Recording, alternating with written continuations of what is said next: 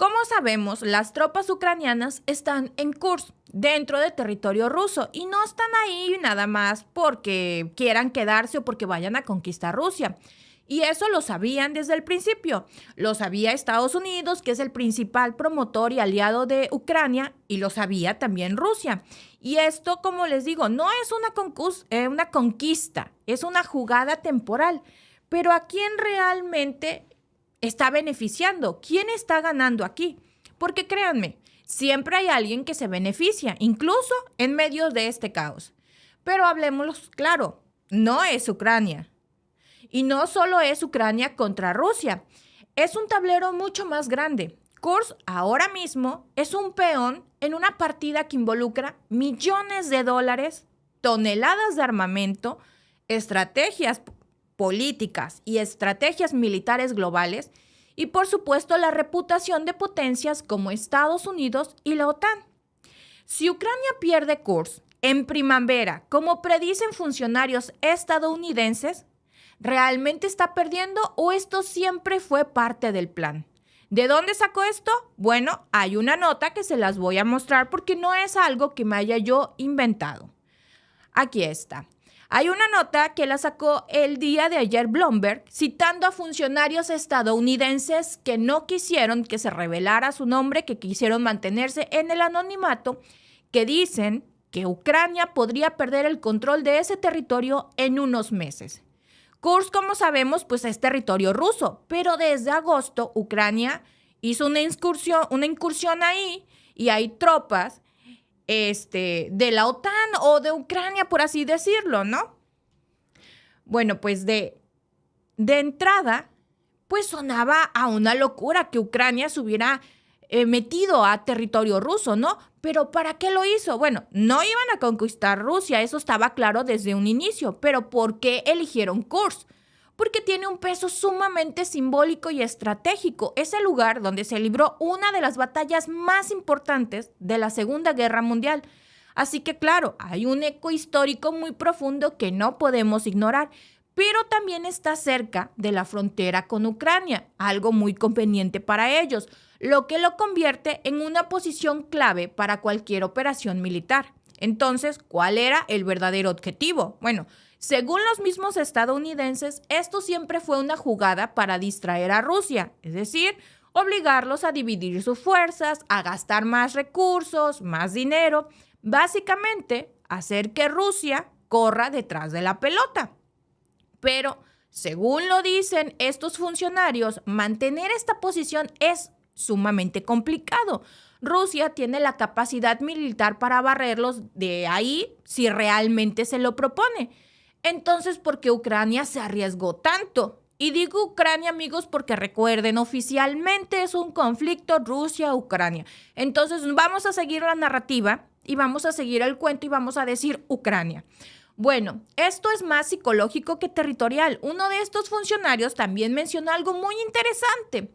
El objetivo de Ucrania no era quedarse con Kursk para siempre, sino generar un impacto. ¿Pero qué significa eso? Bueno, básicamente pues agotar a Rusia, hacer que desvíen tropas y recursos de otros frentes más importantes como el Donbass o Zaporilla. Es como esas jugadas de ajedrez en las que sacrificas una pieza para ganar una ventaja estratégica mucho más grande. Pero aquí viene el problema en esta jugada.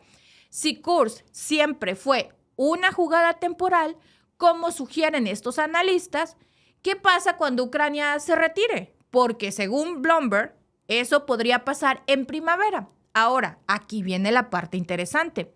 Si Ucrania se retira en primavera, ¿quién gana? Porque depende cómo nos los quieran vender. Recuerden que las narrativas siempre son sumamente importantes en cualquier bando, ya sea el bando ruso, ucraniano, OTAN o el bando que quieran. Bueno, pues Ucrania podría decir pues que fue una misión cumplida, que debilitaron al enemigo, que se replegaron antes de sufrir bajas significativas. Y es una narrativa que, aunque suene optimista, pues tiene algo de lógica. Y creíble también, ¿no? Si la quieren vender así, pues podríamos decir, oye, por fin cayeron en cuenta. Pero por otro lado, Rusia también puede convertirlo en una victoria de recuperamos nuestro territorio, expulsamos al invasor y en términos prácticos, pues Rusia sí recupera el control total territorial.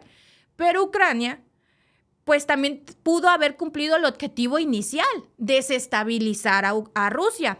Pero hay más en juego aquí. Fíjense que también hizo unas declaraciones Robert Fico. Como recuerdan, Robert Fico y Zelensky en este momento no están en su mejor momento en relaciones. Zelensky, para los que no sepan, le ofreció 500 millones de euros para que lo dejara entrar a la OTAN, para que votara a favor de que Ucrania entre a la OTAN.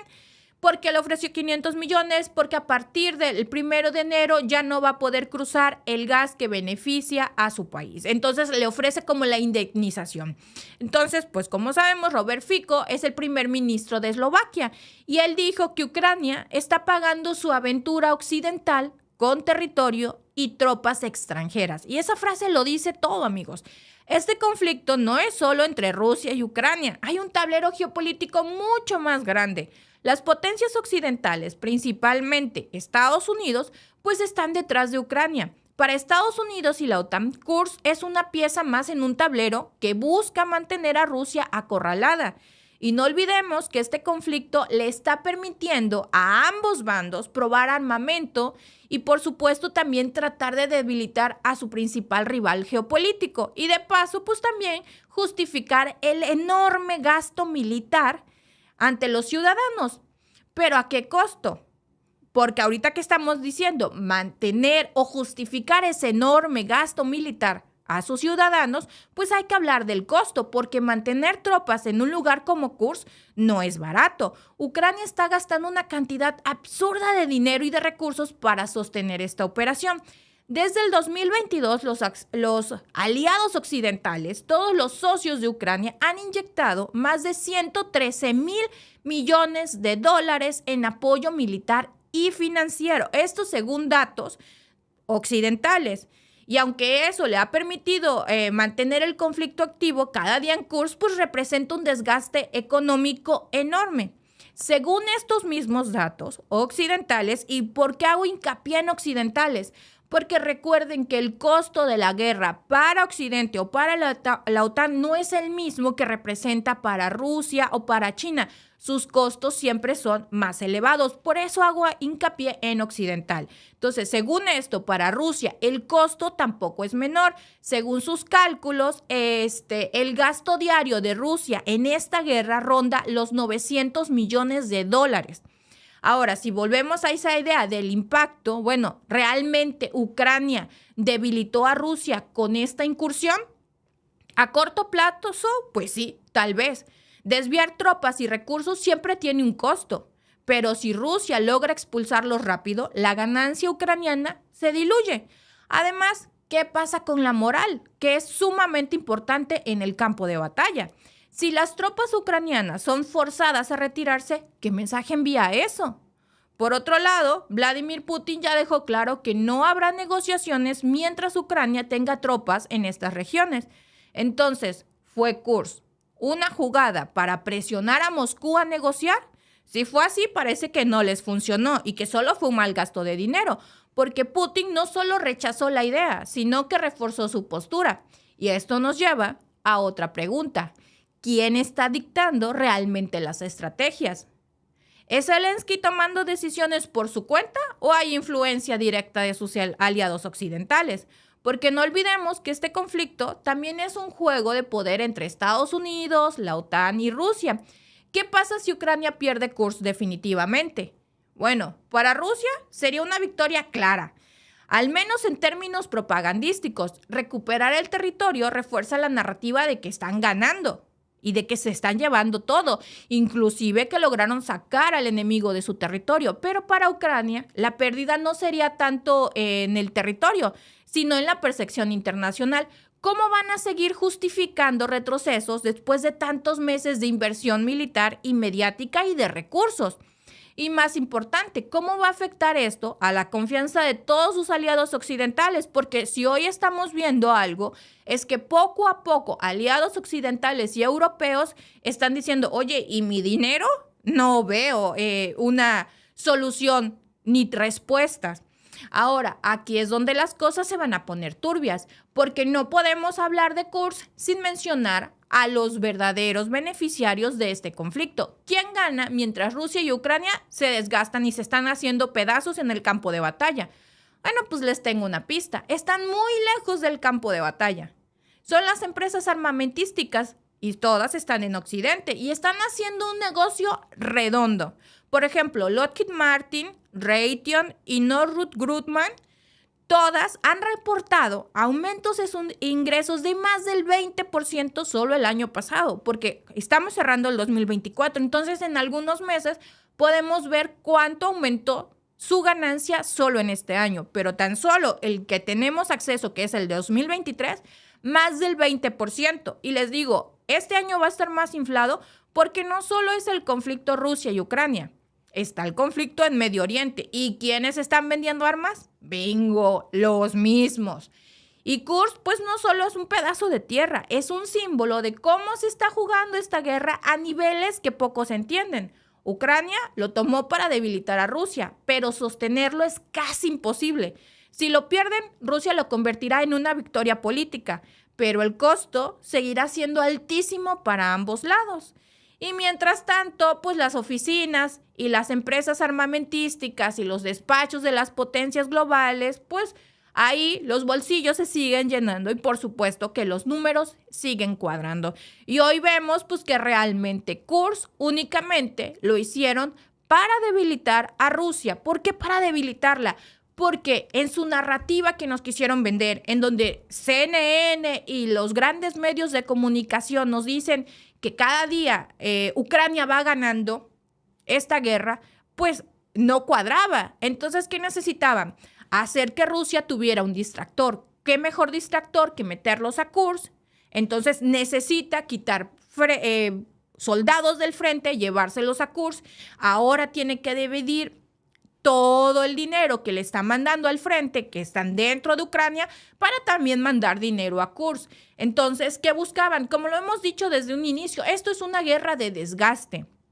Desafortunadamente, en su momento, Zelensky, que era el presidente de Ucrania, hoy no es más el presidente, porque debió llamar a elecciones, pero en su momento él se prestó al juego de permitir que su suelo, que su país y su gente fueran el laboratorio de guerra de la OTAN contra Rusia. Es por eso que vemos que están desarrollando armas, ambos bandos, que están enviando tantas armas, y es por eso que vemos todo lo que están haciendo. Porque Ucrania, desafortunadamente, es eso, el laboratorio de guerra al que se prestó Zelensky y del que muchos luego vienen en los comentarios y me dicen, es que ¿cómo puedes hablar así? Zelensky es un héroe. No, señores.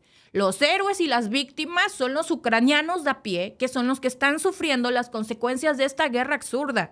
Zelensky no se ha quedado sin comer, Zelensky no ha perdido a un familiar, Zelensky no ha perdido su casa, él no ha perdido nada, él solo ha ganado. Su familia vive en Londres muy cómodamente, cuando podemos hablar que hay miles, cientos de ucranianos desplazados en muchas partes del mundo que han perdido familiares, que han perdido su casa, que lo han perdido todo. Entonces no hablemos de un héroe cuando el verdadero traidor de su país ha sido Zelensky. Perdón, señores, pero al pan pan y al vino vino, aquí las víctimas son los ucranianos que confiaron en Zelensky para que los llevara a un mejor puerto. Según esto, cuando él se sentó en la silla presidencial, y hoy vemos que los ha llevado a la ruina total. Gracias por vernos. Si te ha gustado este clip, síguenos en vivo para ver nuestro programa completo de lunes a viernes en nuestros canales de YouTube y Facebook. Suscríbete, comparte con tus amigos y déjanos tus comentarios. Te esperamos en vivo.